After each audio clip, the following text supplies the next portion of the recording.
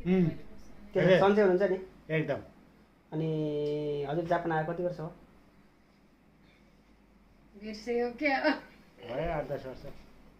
भनेपछि खासै हजुरसँग बोल्न मन लागेन म दिदीहरूसँग कुरा हेर्छु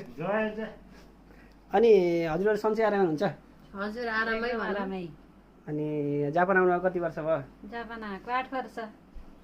हजुर 9 पनि वर्ष अनि आउन त सँगै आयो जस्तो हजुरहरूले टिकटक बनाउनुहुन्छ होइन हजुर अनि अचल त्यो जापानमा टिकटक मोनिटाइज भन्ने छ हजुर अनि त्यो टिकटक बनाइसकेपछि मोनिटाइज गरेर टिकटक बनाउन न भ्युज गयो भने अलिअलि पैसा आउँछ कसरी हेरेर त्यस्तो बनाउने हँ? कसरी हेरेर सिकाउनु पर्यो नि हजुरले हामीलाई ए, त्यसो भए यो भिडियो हेरेर कमेन्टमा मलाई सिकाइदिनु भन्नु हजुर म त्यसको लागि म